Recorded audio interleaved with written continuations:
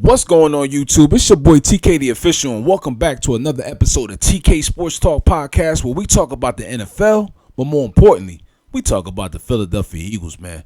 So finally, the Philadelphia Eagles, Howie Roseman, Nick Sirianni, finally had their end of the season press conference, and there's a lot of speculation going on over the last couple of weeks. Why? Because they took 2 extra weeks, it seems like, to come out and finally have a press conference. Now, there was a lot going on, and I understand a lot of emotions, a lot of decisions, and sometimes, to be honest, you really don't want to make decisions when you're mad, when it's too early, when there's a lot of emotions involved, because sometimes you don't think straight, and sometimes you don't make the best decisions, okay? That's a word to the wise, something that you might take in your lifestyle, like in your life, right? But check this out. They finally came out, had their little press conference, 15 minutes late, 20 minutes late, whatever they was, but we was all waiting because we all wanted to know what's going on. No more Brian Johnson, no more Sean Desai, no more Matt Patricia. Rumors about Jalen Hurts, okay? Rumors about Nick Sirianni keeping his job. We want to know what's going on, okay? So, now, Nick Sirianni, first question of the day. What happened? Why did you guys fire Brian Johnson, all right? And what I will respect, there's a lot of things about this press conference that I didn't like. There was a couple things that I did like, all right? I wrote them all down right here on a little envelope, and I'm going to go through a couple of the things, okay? One of the things that I didn't like, straight up, are the Philadelphia Eagles telling us the truth? Can you believe anything that's coming out of Nick Sirianni's mouth? Can you believe anything that's coming out of Howie Roseman's mouth, okay? These two guys are in cahoots, all right? And it makes perfect sense that Nick Sirianni isn't going anywhere. He does exactly what Howie Roseman wants him to do, okay? He says exactly what Howie Roseman wants him to say. I don't want to bemean Nick Sirianni and call him a puppet, okay? But goddamn if Howie don't got his hand up his ass, all right? So, first question about Brian Johnson, all right? Nick Sirianni said that the offense got a little stale toward the end of the season, and they want to go in a different direction. And I'm going to be honest with you, okay? I cannot fault that, all right? Because if you were like me, Eagles fans, we were wondering, why are we still running these same plays, these bubble screens, this RPO, this zone read? We're running the same plays over and over again to where teams know exactly what we're running. We're running the same route concepts, and it seemed like Jalen Hurts took a step back in regression. And if you're a good head coach or a good GM, your main job is to make sure that you get the best out of your quarterback that you pay $250 million over the next 4 or 5 years of his contract lifetime playing for you as the Philadelphia Eagles franchise. You cannot afford for your quarterback to regress. You need your quarterback to keep progressing, all right? And if the offense is a part of the reason in his regression, if the offense isn't taking him to the next step, okay, if the offense has him dumbing down and only having time, okay, because let's just be real, all right? As much as I like to say that Jalen Hurts only looks at one read, all right, when you're running this play action RPO style and you really have your linemen, all right, let's just keep it real. You have your linemen, all right, on each play pass blocking. They're pass blocking whether it's a pass, they're pass blocking whether it's a run. Why are they pass blocking on a run? Because these runs are RPOs. That means they are run pass options. And if your linemen are too far down the field, you are going to get a penalty for a legal lineman downfield, legal man downfield, all right? So every time they run the ball, they can't get a true. There was no true running game, all right? Teams know that the Eagles are not going to drive off of the football when it comes down to it, okay? And when you have to play action the ball each and every time when you're running this RPO, because it could be a run, okay? It could be a QB run, and then it could be a pass. By the time you take the ball out the gut, if you're a quarterback, if you're Jalen Hurts, you only have time to throw the ball to your first read. That is how the RPO works, okay? If you see the guy crashing down, you know you're going straight to this first read right here. You don't have time to really read the defense. In fairness to Jalen. Now, I don't give Jalen Hurts all the excuses, but on this particular one, I will, okay? And when we know that, best believe the defense knows that. They know that if Jalen Hurts don't put the ball, and think about this if you're a defense, right? You say, listen, force Jalen Hurts to pass it. Okay, we're going to go ahead. We're going to shut the run down. We are going to, every time, we are going to give him a not favorable run look so that he can give it to the running back. When he puts it in the belly, we want to make sure that he pulls it out. And if you're the cornerback on that side, you already know what's coming. Okay, you know what's coming. Unless they in a shotgun and they don't do too much of a real RPO action, then and only then should you play for maybe a deep route down the field. But if they're not doing that, you know it's a quick slant. You know it's a stop and go. You know it's a comeback. You know what's coming on. You know what's happening. And how can a quarterback develop in a mundane, boring-ass, plain offense like that? Brian Johnson had to go. And reports out there saying that other teams are looking at Brian Johnson. Brian Johnson was running this other offense. There's reports coming out here talking about something. Look at what Brian Johnson was doing with Florida when he had so-and-so. Listen, let me tell you. He was running the college offense. He's running the same offense up here. And listen, it didn't work out. You was Jalen Hurts' quarterback coach last year. You was Jalen Hurts' offense coordinator, and you still was his quarterback coach this year. All right? So there's no reason, if we were running the same style of offense, how he could regress in such a way. Brian Johnson, I'm sorry, but you had to go. So I support Howie Roseman. I support Nick Sirianni in making that decision, however they came to it, all right? Whether or not they consulted Jalen, I mean, I'm not into all that. You could be into that if you like to, okay? They then asked Nick Sirianni about Sean Desai. Okay, they asked Howie Roseman, first of all, Howie, what involvement did you have in the firing of Sean Desai, okay, in the removal of Sean Desai? To which Howie said, Nick came to me and, we talked and, this was the decision that we made together. All right, listen, Howie, you make the final decisions. Now, you say you empower your coach. You say he makes this decision, this, that, and the third.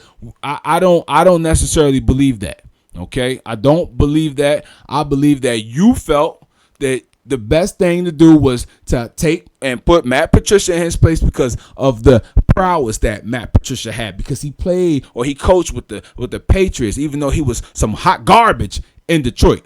Okay, and even though every time I heard the man talk, I just hated to hear his voice. All right, and it was a stupid ass pencil in the side of his ear, hat, whatever the hell he was doing.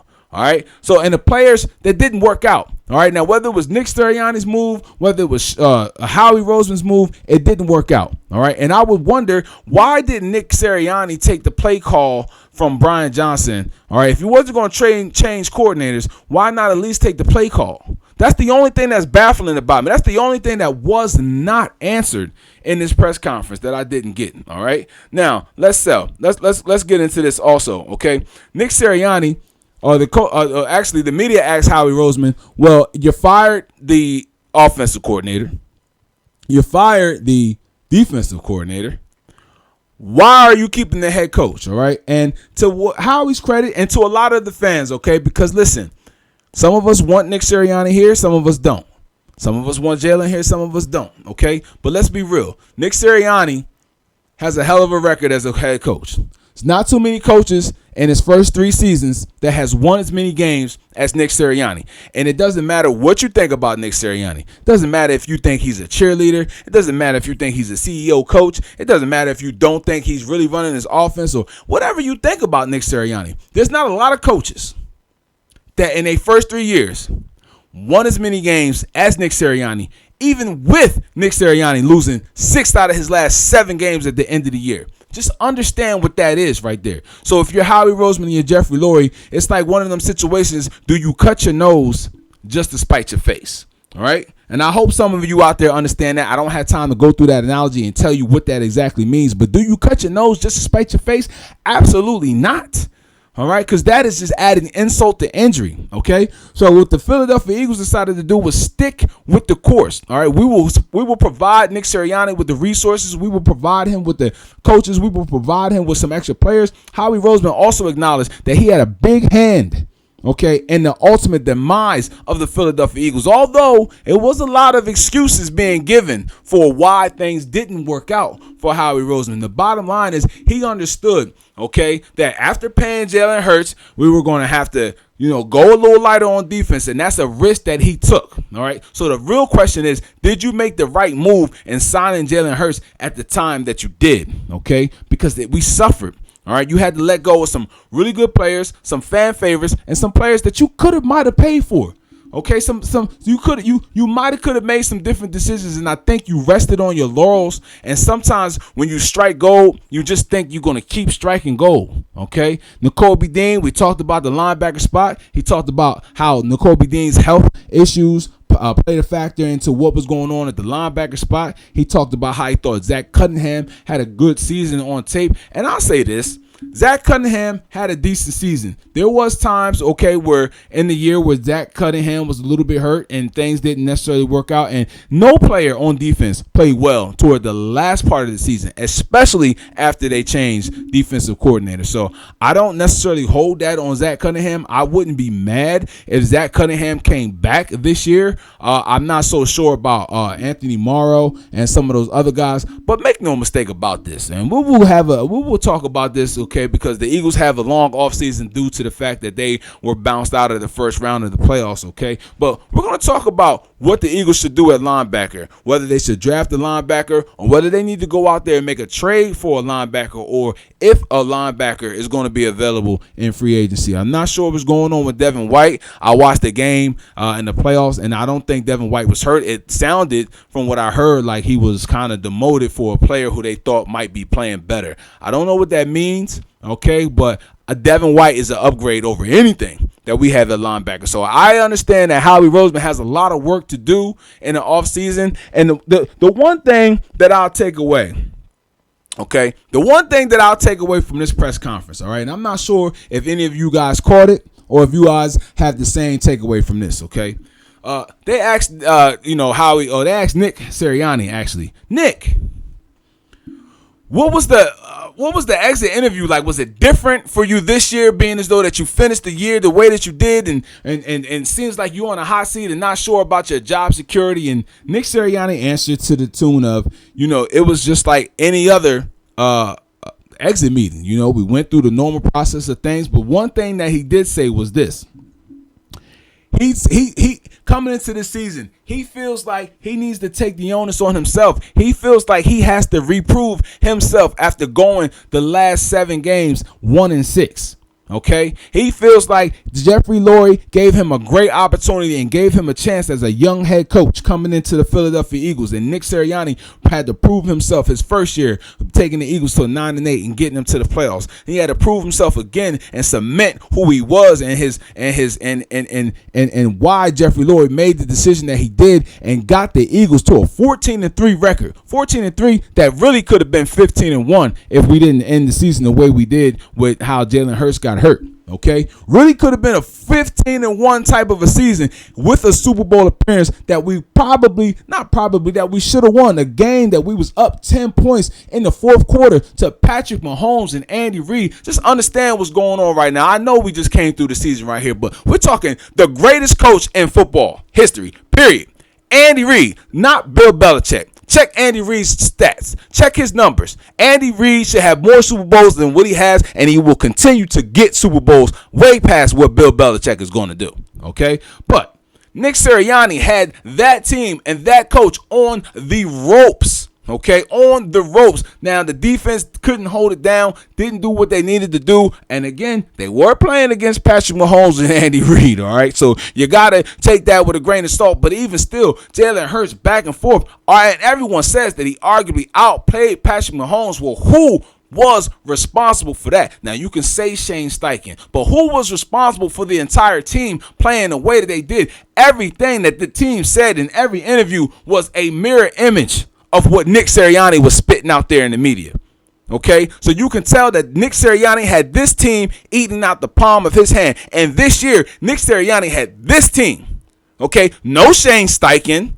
Nick Sirianni had this team at 10-1. I do believe for whatever reason, okay? Now, it was said that it was Nick Sirianni's decision, but I don't believe that. For whatever reason, when they made the switch from Sean Desai to Matt Patricia, I believe that it just took the air out of the room of the entire football team. It sent a bad message to the entire football team that something is going on and we are panicking. It sent a bad message to the defense side of the ball that we don't believe in you guys as players. We need to make a change up here in the coaching booth to try to get you guys to play better or try to get some better results from this defense. And I thought that this defense was playing very positive under Sean Desai, but let's just be real. The injuries was real on the defensive side of the ball. Sean Desai had to juggle a new roster lineup every daggone weekend, and Howie, you gave him nothing. Okay, and when the players got hurt, you still gave them nothing, and you had to just try to make something think. Every move you made, Howie, just didn't work out,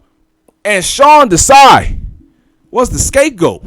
All right, but I like my players and I like my coaches coming into a season and having a chip on their shoulder. I like my quarterback feeling like everybody's doubting him, feeling like he's lost something, feeling like he's got to reprove himself. I like my coach, my head coach, feeling like he's got to reprove himself. Check Nick Sirianni's record in the last 3 years. 3 straight years got his team to the playoffs, and check his record. There's not a lot of coaches or a lot of teams that can say the same thing for the last 3 years, and this man still feels as though he has to reprove himself. So, are we in a bad situation or are we in a good situation after hearing this press conference? I'm still undecided. Comment down below. Let me know how you feel. What did you think about the press conference today? Do you believe what you hear out of the NovaCare complex? Do you believe in Howie Roseman? Do you think Nick Sirianni can get this Philadelphia Eagles team back on track? It seems like the players are still giving Nick Sirianni a vote of confidence. It feels like the players feel like Nick Sirianni is a winner. Okay? So if the players get the coaching that they need, if the players get a shot in the arm, if the players get an attacking style of defense that they like, if the players get an attacking style offense that they like, the sky's the limit for this Philadelphia Eagles football team. Hey, yo, this your boy TK the Official. This has been the TK Sports Talk Podcast. You already know. Go Birds.